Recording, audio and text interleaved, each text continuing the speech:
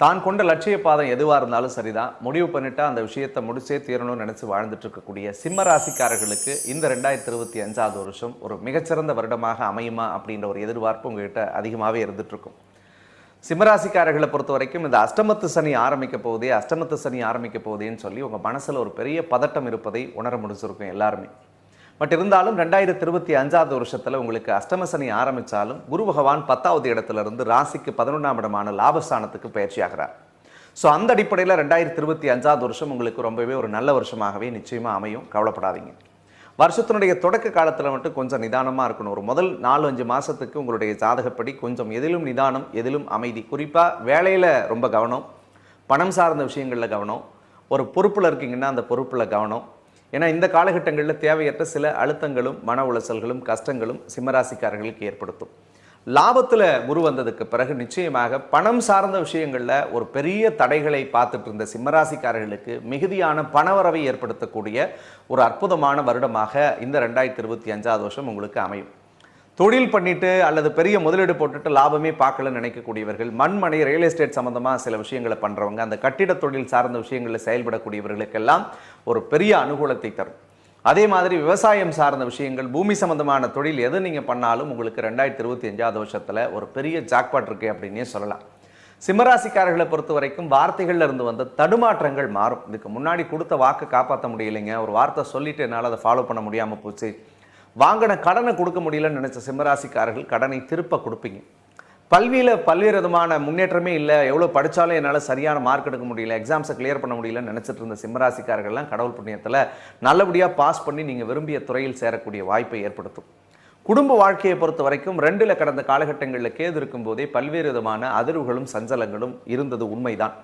நல்லதை சொன்னாலும் குற்றவாளியாக மாறி இருப்பீங்க, அன்பை கொடுத்தாலும் எதிரியாக பார்க்கப்பட்டிருப்பீர்கள், நிறைய கணவன் மனைவிக்குள்ளே புரிதல் இல்லாத இருந்தீங்க, நிறைய சிம்மராசிக்காரர்கள் லவ்வில் பிரச்சனை வந்துச்சு, நிறைய ரிலேஷன்ஷிப்பில் பிரச்சனைகளை ஏற்படுத்தி இருந்துச்சு. ரொம்ப நம்பிக்கையோடு இருந்தவங்கலாம் கூட இந்த 1.5 வருஷத்தில் பிரிஞ்சு வாழ்ந்துட்டு இருக்கிறவங்களும் அதிகம். ஸோ அந்த மாதிரியான குழப்பங்கள் எல்லாமே இந்த வருஷம் தீரப்போகுது. உங்களுக்கு பிரிந்தவர்கள் ஒன்று சேருவார்கள், காதலர்கள் நல்ல விதமான ஒரு சுப திருமணத்துக்குள்ளே செல்லக்கூடிய ஒரு பீரியடை உங்களுக்கு ஏற்படுத்தி தரும். அதே மாதிரி சிம்மராசிக்காரர்கள் தொழில்முறை சார்ந்த விஷயங்களில் பெரிய முக்கிய முடிவுகளை இந்த காலகட்டங்களில் எடுக்கக்கூடாது. பெரிய இன்வெஸ்ட்மெண்ட் எதுவும் செய்ய வேணாம். ஏன்னா 8வது இடத்துல வரக்கூடிய சனி பகவான் அஷ்டமத்து சனியாக வர்றதுனால அந்த பணம் சார்ந்த விஷயங்களில் 1க்கு 4 முறை யோசிச்சுட்டு எதுக்கு செலவு பண்ணுறோம், எது தேவை அப்படின்றத நிதானமாக பண்ணுங்கள். நேற்றுக்கு 100 ரூபா இன்வெஸ்ட் பண்ணுறவங்க இன்றைக்கி ஒரு 50 ரூபா பண்ணி செயல்படுத்துறது ரொம்பவே நல்லது. எப்போன்னா மே மாதம் வரைக்கும். மே மாதத்திற்கு பிறகு உங்களுக்கு லாபத்தில் குரு வரும்பொழுது நிச்சயமாக நீங்கள் ஃபுல் ஃப்ளெஜ்டாக எல்லாத்தையுமே செய்யலாம், தப்பே கிடையாதுங்க. சிம்மராசிக்காரர்களுக்கு ராசிக்கு 7 இது வரைக்கும் கண்டகத்து சனியாக இருந்த சனி பகவான் ராசியவே பார்த்துக்கிட்டே இருந்தார். அப்போ உடல் ரீதியாக ஏதாவது சின்ன சின்ன அசௌகரியங்களை கொடுத்துக்கிட்டே இருந்தது. ஸோ அந்த உடம்புல இருந்த பிரச்சனைகள் எல்லாமே மாறும். இருந்தும் சனி பகவான் விலகினாலும் உங்களுக்கு 7ல் இருக்கக்கூடிய முக்கியமாக ராகுவும் ஜென்மத்தில் வரக்கூடிய கேதுவும் என்னதான் 1000 ஆறுதல்களை நான் சொன்னாலும் தயவு கூர்ந்து நீங்கள் கவனமாக இருக்கணும் அப்படின்றது தான் அறிவுறுத்துது. சிம்மராசியில் பிறந்த நீங்கள் யாராக இருந்தாலும் தயவு செஞ்சு உடம்பை பார்த்துக்கணும், மனசை பார்த்துக்கணும்.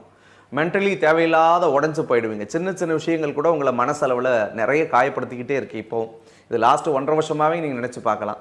தேவையில்லாத பதட்டம், தேவையில்லாத பயம், தேவையில்லாத குழப்பம், தேவையில்லாத சஞ்சலம், இது எல்லாமே உங்கள் மனசில் ரொம்பவே அதிகமாக இருந்துகிட்டு இருக்குது.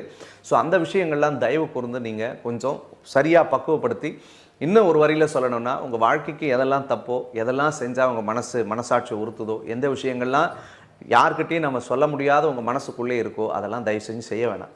அப்படி செஞ்சால் தேவையில்லாத பிரச்சனையும் வீண் பழியும் வீணான அசிங்கமும் அவமானமும் ஏற்படும். குறிப்பாக 7ல் வரக்கூடிய ராகு, ஜென்மத்தில் வரக்கூடிய கேது, மாற்றுப்பாலினம் சார்ந்த விஷயத்தில் கவனம்.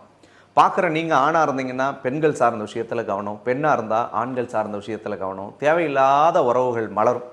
அது நல்லபடியாக மலர்ந்தால் பரவாயில்ல, பிரச்சனையையும் பிரிவையும் கருத்து வேறுபாட்டையும் அசிங்கத்தையும் தரக்கூடிய அடிப்படையில் இருக்கும். நீங்களே ஒதுங்கி போனால் கூட சிம்பிளாக சொல்கிறேன், தப்பே பண்ணலனாலும் தேவையில்லாத ஒரு சொல்லு வரும், பழி வரும், பேர் கெடும். இதெல்லாம் கொஞ்சம் கவனம். 8ல் இருக்கக்கூடிய சனி, முன்னாடி 2ல் இருந்த கேது விலகிறதுனால குடும்ப வாழ்க்கையில் ஒரு சில சந்தோஷங்களை கடவுள் கொடுப்பார் அப்படின்னு சொன்னாலும் அஷ்டமத்தில் மறையக்கூடிய சனியால் ரொம்பவே கவனமாக இருக்கணுன்றதையும் இந்த நேரத்தில் நான் அன்போடு சொல்கிறேன். ஏன்னா 8வது இடத்துல சனி வந்தால் ஒரே படுக்கையில் கணவன் மனைவி படுத்தாலும் தள்ளி படுப்பாங்கன்னு சொல்லுவாங்க. ஸோ அந்த மாதிரி தான் அந்த அஷ்டம சனி பீரியடு. 8ல் வரும்பொழுது இல்லற வாழ்க்கையை சிதைக்கும், கணவன் மனைவிக்குள்ளே தேவையில்லாத கருத்து வேறுபாடுகளை தரும், கூட்டு தொழில் சம்பந்தமான விஷயங்களில் ரொம்ப கவனமாக இருக்கணும். மூன்றாவது நபர்களை நம்பி எந்த முக்கிய முடிவு பொறுப்புகளை தயவு செஞ்சு ஒப்படைக்கக்கூடாது. பார்ட்னர்ஷிப்பில் யாராவது பிஸ்னஸ் பண்ணுறவங்க இருந்தீங்கன்னா கண்டிப்பாக நீங்கள் கொஞ்சம் ஒரு பூத கண்ணாடி வச்சு நீங்கள் பார்த்து அதில் எது சரி தப்புன்றதை அனலைஸ் பண்ணணும். ஸோ சிம்மராசியை பொறுத்த வரைக்கும் இதுக்கு முன்னாடி ரொம்ப முக்கியமான விஷயமா பார்க்கப்படக்கூடியது அந்த 10ல் இருந்த குரு 11வது இடத்துக்கு வரப்போகிறாரு. 10ல் குரு இருந்த காலகட்டம்லாம் பணத்தட்டுப்பாடுகள் நிறையவே கொடுத்தது. 5மே பத்தாமல் இருந்துச்சு, 50 கோடி வந்தாலும் பத்தாமல் இருந்துச்சு, கடன் சுமைகளை அதிகப்படுத்திக்கிட்டீங்க, வர்றது 10 ரூபா இருந்தால் செலவு 12 ரூபா, அடுத்த 2 ரூபா எங்கேயாவது வாங்கலாமான்னு நினச்சிட்டு இருந்தீங்க. பட் அந்த சிக்கல்கள் எல்லாமே இறைவனுடைய அருளோடு மாறுது.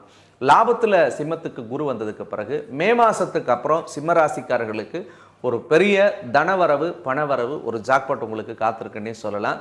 நிறைய டிராவல் பண்ணுவீங்க இந்த பீரியடில். தெய்வ வழிபாடு உங்களுக்கு பலன் தரக்கூடியதாக இருக்கும். இறைவனுடைய சரணாகதி அடைகிறது தான் சிம்மராசிக்காரர்களுக்கு ஒரு மிகப்பெரிய பரிகாரம். உங்களுடைய இஷ்ட தெய்வம் எதுவாக இருந்தாலும் சரி அந்த சாமியினுடைய பாதத்தை இறுக்கமாக பிடிச்சிக்கணும். ஏன்னா அஷ்டமத்தில் வரக்கூடிய சனி, ஜென்மத்தில் வரக்கூடிய கேது, 7ல் இருக்கக்கூடிய ராகு, முடிஞ்சால் ராகு கால வேளையில் துர்க்கை கோயிலோ அம்பாள் கோயில் இருந்துச்சுன்னா பக்கத்தில் அந்த கோவிலுக்கு ஞாயிற்றுக்கிழமை அன்னைக்கு சாயங்காலத்தில் 4:30 போயிட்டு 2 அகல் விளக்கு ஏற்றி மனதார பிரார்த்தனை பண்ணிக்கிட்டு வாங்க. நேரம் கிடைக்கும் போதெல்லாம் உக்கர தெய்வத்தினுடைய வழிபாடுகளை செய்வது ரொம்பவே நல்லது. ஸோ காளி, பிரத்யங்கரா, அந்த மாதிரி வாராகி அம்மன், இந்த மாதிரி உக்கரமான தெய்வங்களை போயிட்டு நீங்கள் மனமுருக பிரார்த்தனை பண்ணுங்கள். ஏன்னா சந்திர கிரகண தோஷம் வர்றதுனால அந்த சந்திரனோடு கேது சேரும்போது வீரியம் அதிகமாக இருக்கும். ஸோ அதில் மட்டும் கொஞ்சம் நீங்கள் இந்த தெய்வ வழிபாடுகளை செய்யும்போது அந்த வீரியத்தை குறைத்து உங்களுடைய எண்ணத்தையும் சிந்தனையையும் பக்குவப்படுத்தி செயல்படுத்துவார்கள்.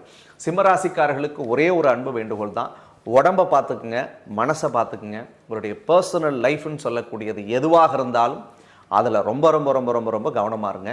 இந்த விஷயங்களில் கவனமாக இருந்துட்டிங்கன்னா 2025வது வருஷம் உங்களுக்கு ஒரு பெரிய நல்ல வருடமாகவே அமைந்தே தீரும். ஸோ மேலும் பல்வேறு நல்ல பலன்களை உங்களுக்கு இந்த வருஷம் கொடுக்கணும்னு சொல்லி நானும் மனதார இறைவனை பிரார்த்தனை பண்ணிக்கிறேன். நன்றி, வணக்கம்.